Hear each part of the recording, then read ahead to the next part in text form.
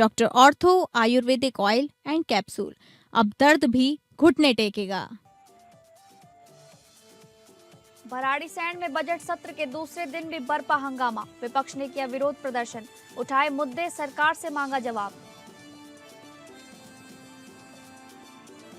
Uttarakhand budget में दिखा विकास और विश्वास का नया रोड मैप, सीएम धामी ने पेश किया बजट, बुनियादी ढांचे पर जोर, नारी सशक्तिकरण के लिए प्रावधान, स्वास्थ्य और शिक्षा पर भी ध्यान।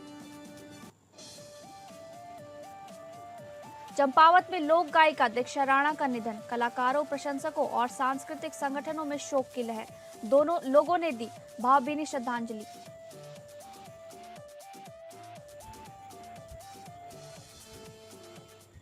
नमस्कार, आप सभी का स्वागत है उत्तराखंड न्यूज में। मैं हूं आपके साथ शालिनी राणा। शुरुआत करेंगे उत्तराखंड से जुड़ी खबरों की। विधानसभा बजट सत्र के दूसरे दिन एक बार फिर से विपक्ष के तमाम विधायकों ने सदन के बाहर सीढ़ियों पर बैठकर विरोध प्रदर्शन किया है। विपक्ष का आरोप है कि सरकार विकास की बात तो करती है, लेकिन कहीं पर अल्पसंख्यकों का उत्पीड़न हो रहा है तो कहीं पर सरकारी जमीनों को खुर्द बुर्द करने का काम किया जा रहा है। दूसरी तरफ धारचूला जैसे सीमांत इलाके में नेपाली मूल की महिला को गलत दस्तावेजों से जनप्रतिनिधि बनाया गया, जिसकी शिकायत के बाद भी कोई कार्यवाही नहीं की गई। मेरे यहाँ धारचूला में ब्लॉक प्रमुख की सीट अनुसूचित जनजाति महिला के लिए आरक्षित थी, लेकिन भाजपा के सरकार ने नेपाल मूल की महिला को अनुसूचित जाति का प्रमाण पत्र देकर ब्लॉक प्रमुख बनाने का काम किया, जबकि हमने वहाँ पर आपत्ति भी दर्ज करी और सुप्रीम कोर्ट के रूल के हिसाब से डीएम के पास आप जो आपत्ति करते हैं 2 महीने में डीएम को उसका डिसीजन देना होता है, लेकिन 29 अगस्त से अभी तक कोई डिसीजन नहीं आया है। तो उसके खिलाफ मैं यहाँ पर बैठा और मैं आज हाउस में कार्यस्थल के माध्यम से भी हमने लगा रखा है कि एक धारचूला नहीं, प्रदेश में कई जगह ऐसे हुए हैं जहाँ पे जनजातियों के अधिकारों का आनंद हुआ है। और मेरा सीधा ये कहना है कि भारतीय जनता पार्टी बॉर्डर एरियाओं पे जहाँ इनकी दाल नहीं गल रही है तो ये बाहरी लोगों को वहाँ पर बसाकर वहाँ के जो है अब आबो हवा को खराब करने की कोशिश कर रहे हैं। अगली खबर, भराड़ीसैंण विधानसभा परिसर में सोमवार से शुरू हुए बजट सत्र के पहले ही दिन सियासी माहौल गर्म हो गया था। सदन के बाहर प्रदर्शनों का जोर रहा। सत्र की शुरुआत राज्यपाल के अभिभाषण से हुई थी। सदन के अंदर कांग्रेस ने जमकर नारेबाजी की। सदन के बाहर विपक्षी कांग्रेस और उत्तराखंड क्रांति दल यानी कि यूकेडी ने सरकार के खिलाफ जोरदार विरोध प्रदर्शन किया। कांग्रेस विधायकों ने सत्र की अवधि कम रखने और राज्यपाल के प्रोटोकॉल के उल्लंघन का आरोप लगाते हुए विधानसभा परिसर के बाहर धरना प्रदर्शन किया, जबकि यूकेडी कार्यकर्ताओं ने दिवाली खाल में प्रदर्शन कर विधानसभा घेराव का प्रयास किया। कांग्रेस नेताओं का कहना है कि प्रदेश में महंगाई, बेरोजगारी, पलायन और विकास जैसे कई गंभीर मुद्दे हैं जिन पर विधानसभा में व्यापक चर्चा होनी चाहिए, लेकिन सरकार सत्र को छोटा रखकर इन मुद्दों से बचने का प्रयास कर रही है।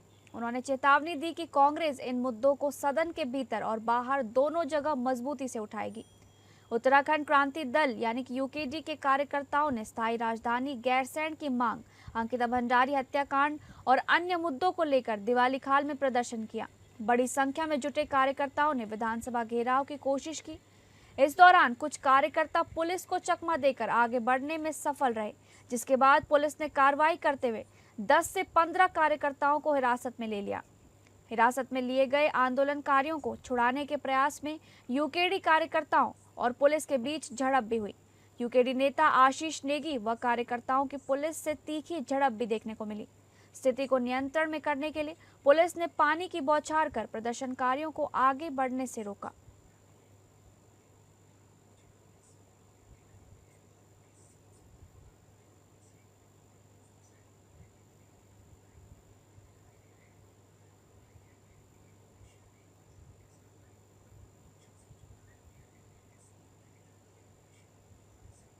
मुख्यमंत्री पुष्कर सिंह धामी ने वित्तीय वर्ष 2026-27 के लिए 1,11,703 करोड़ 21 लाख रुपए का विशाल बजट पेश किया है।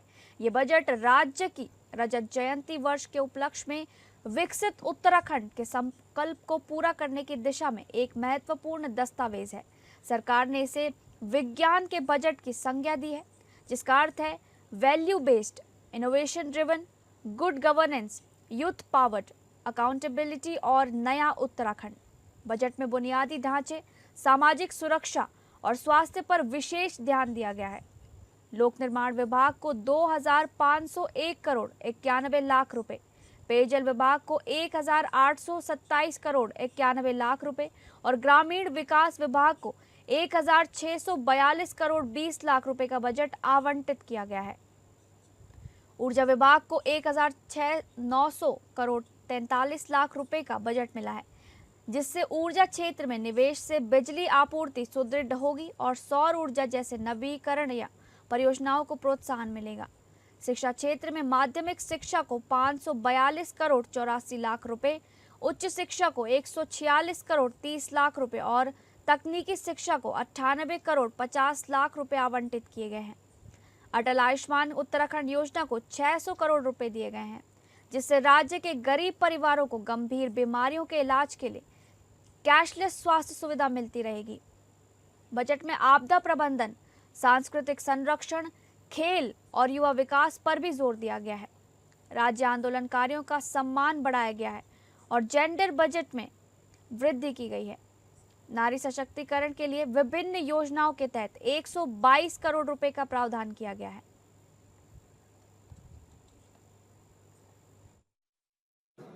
तो आज 2026-27 का आय व्यय यहाँ पर बजट प्रस्तुत हुआ है। ये बजट कुल मिलाकर पहली बार हम लोगों ने 2022 से ये प्रयास किया कि जब भी हम बजट बनाएं तो बजट बनाने से पहले सभी लोगों से, जो हमारे हितधारक हैं, विभिन्न क्षेत्रों में काम करने वाले उद्योग समूह के लोग हैं, स्वयं सहायता समूह के लोग हैं, विभिन्न व्यापारी संगठनों के लोग हैं, जनप्रतिनिधि हैं, उन सभी की राय लेकर उन सभी के साथ बजट पूर्व संवाद स्थापित करें। वो बजट पूर्व संवाद हमने स्थापित किए थे कुमाऊं, गढ़वाल, देहरादून, सभी स्थानों पर, और उनकी जो राय आई थी, जो उन्होंने सलाह दी थी, हमने प्रयास किया कि उसको हम बजट में समाहित करें, बजट में उसको सम्मिलित करें। हर संभव हमारा प्रयास था। और माननीय प्रधानमंत्री जी के नेतृत्व में जो देश का बजट प्रस्तुत किया गया, उस बजट से भी प्रेरणा लेते हुए, उसी को आगे बढ़ाते हुए कि विकसित भारत के संकल्प को पूरा करने में विकसित उत्तराखंड का भी अपना योगदान हो। और ये जो बजट है, ये केवल एक आंकड़ों का या लेखा जोखा नहीं है, ये हमारे भविष्य का रोड मैप है। भविष्य में हम किस प्रकार से काम करने वाले हैं, किस दिशा में काम करने वाले हैं, किस प्रकार का उत्तराखंड हम बनाने वाले हैं। हम अपने महिलाओं के लिए इस बजट में किस प्रकार से उनको और आगे बढ़ाने के लिए और उनका प्रोत्साहन करने के लिए, सहायता करने के लिए जो प्रावधान हम कर सकते हैं, प्रावधान हमने इस बजट में किए हैं। नौजवान युवाओं को कौशल विकास से जोड़ते हुए अनेक गतिविधियां उनकी संचालित हो, शिक्षा भी हो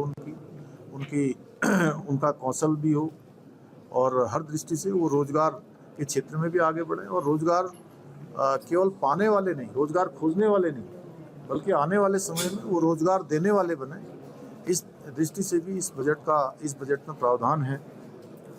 साथ ही हमारे अन्नदाता, जो विकसित भारत के संकल्प में जिनका बहुत बड़ा योगदान होने वाला है, उस दृष्टि से भी, उसमें भी अन्नदाताओं के लिए विशेष रूप से इस बजट में हर दृष्टि से प्रावधान है और एक अच्छी राशि इसमें जो है नियत की गई है।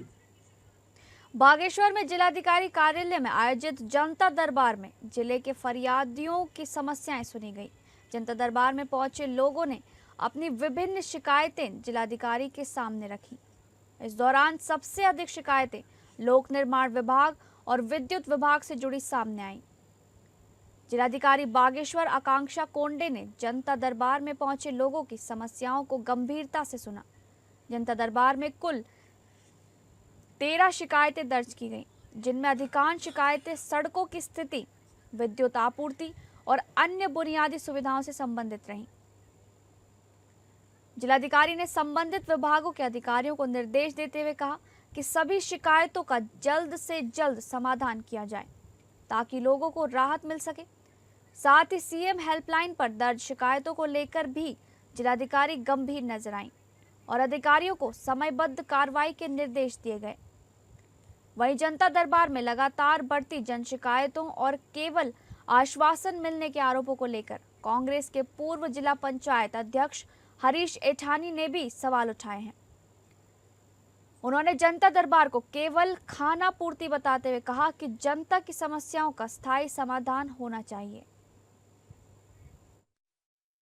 देखिए, आज जन सुनवाई जो है जिले बागेश्वर में आयोजित की गई थी, जिसमें हमारे सभी विभाग के सारे महत्वपूर्ण अधिकारी जो हैं वो सारे उपस्थित हैं और अभी तक जो है वो 13 शिकायतें आ चुकी हैं, जिसमें मुख्यतः पानी को लेकर समस्या उनके द्वारा बताई गई है और कुछ सड़कों के लेकर समस्या बताई गई है। तो इसमें संबंधित विभागों को हम लोगों ने निर्देश कर दिया है तत्काल जो है उसमें ज़रूर से ज़रूर जो भी शिकायतें उसका निराकरण भी करें और संबंधित व्यक्ति को भी उसके बारे में अवगत कराएं। इसी के अलावा साथ के साथ हम लोगों ने आज सीएम हेल्पलाइन है उसका भी ब्रीफिंग ली है। उसमें जो भी विभाग हैं जिनके द्वारा समय से नहीं निस्तारण किया जा रहा है सीएम हेल्पलाइन की कंप्लेंट को और या फिर कॉलिंग नहीं की जा रही है, उसमें भी संबंधित विभाग को निर्देश कर दिया गया है। इसके अलावा और भी जो हमारे डिज़ास्टर को लेके, आपदा को लेके जो भी प्रपोजल्स आए हैं उसमें धरातल पे अभी स्थिति क्या है, उसमें काम हुआ है कि नहीं हुआ है और यूसी को लेके भी विचार विमर्श किया गया है। उन सभी प्रकरण को भी निस्तारण तत्काल कर दिया जाएगा। खबरों में आगे बढ़ेंगे। उत्तराखंड की कुमाऊनी, गढ़वाली, जौनसारी और थारू लोक संस्कृतियों को अपने गीतों के माध्यम से एक सूत्र में पिरोकर देश के विभिन्न हिस्सों के साथ साथ नेपाल तक लोकप्रिय बनाने वाली प्रख्यात लोक गायिका दीक्षा राणा के निधन से लोहाघाट चंपावत क्षेत्र में गहरा शोक व्याप्त है। उनके असामयिक निधन की खबर से लोक संस्कृति से जुड़े कलाकारों, प्रशंसकों और सांस्कृतिक संगठनों में शोक की लहर दौड़ गई है।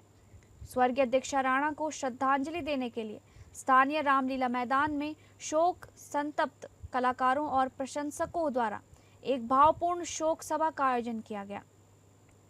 इस दौरान उपस्थित सभी लोगों ने दिवंगत आत्मा की शांति के लिए 2 मिनट का मौन रखकर उन्हें श्रद्धांजलि अर्पित की। वक्ताओं ने कहा कि लोक संस्कृति के क्षेत्र में दीक्षा राणा का योगदान सदैव याद रखा जाएगा। उन्होंने अपने गीतों के माध्यम से न केवल थारू जनजाति की लोक संस्कृति को नई पहचान दिलाई, बल्कि उत्तराखंड की समृद्धि लोक परंपराओं को भी व्यापक मंच प्रदान किया। उनके गीतों ने सीमाओं से परे जाकर नेपाल तक लोक संस्कृति की खुशबू फैलाने का काम किया।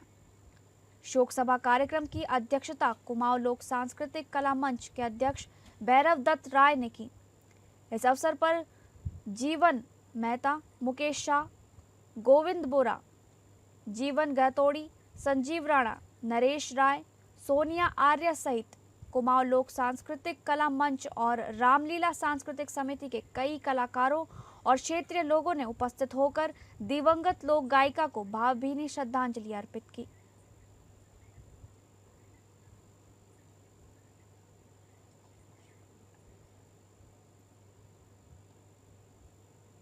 गुलदार का आतंक झेल रहे ग्रामीणों को बागेश्वर जिले के रवाईखाल क्षेत्र में राहत मिली है। शनिवार रात वन विभाग द्वारा लगाए गए पिंजड़े में एक मादा गुलदार कैद हो गया। ग्रामीणों की सूचना पर वन विभाग की टीम मौके पर पहुंची और गुलदार का मेडिकल परीक्षण कराया गया। रेंजर केवल नंद पांडे ने बताया कि ग्रामीणों की मांग पर रवाईखाल, मजिया खेत और चौगांव छीना क्षेत्रों में पिंजड़े लगाए गए थे। इसी दौरान रवाईखाल में गुलदार फंस गया। उन्होंने कहा कि आवश्यक प्रक्रिया के बाद गुलदार को सुरक्षित प्राकृतिक आवास में छोड़ा जाएगा। गुलदार के पकड़े जाने से क्षेत्र के ग्रामीणों ने राहत की सांस ली है। बिजोरियाल क्षेत्र में पालतू मवेशियों को और कुत्तों को इसके द्वारा निवाला बनाया जा रहा था, जिस क्रम में लगातार हमने वहाँ पे कैमरा ट्रैप भी लगाए गए थे पहले। तो कैमरा ट्रैप में ये कैप्चर हुआ था। उसी क्रम में हमने वहाँ 22 फरवरी को ये पिंजड़ा लगाया गया था, जिसमें आज कल सुबह 5 बजे फंसी हुई है, मादा है, 6 से 7 साल की मादा होगी। तो अभी हमने डॉक्टर साहब को बुला रखा है, पशु चिकित्सा अधिकारी को। वो आते हैं, वो इसका मौका मुआयना करके जो भी उसका सलाह देंगे उस अनुसार हम इसको जू में या फिर इसके प्राकृतिक आवास में छोड़ दिया जाएगा। क्षेत्र में भी हमारे काफ़ी गुलदार का यहाँ दिखाई दे रहा है, लोगों के सीसीटीवी कैमरों में दिखाई दे रहे हैं गुलदार, तीन गुलदार दिखाई दे रहे हैं। जिस क्रम में हमने एक मज्जिया खेत में लगा रखा है और एक गाड़ गाँव में लगा रखा है पिछड़ा। तो कार्रवाई वन विभाग द्वारा लगातार की जा रही है और लोगों की सुरक्षा हेतु हमारे द्वारा ही लगातार कार्रवाई की जा रही है। फिलहाल उत्तराखंड न्यूज़ में बस इतना ही। नमस्कार।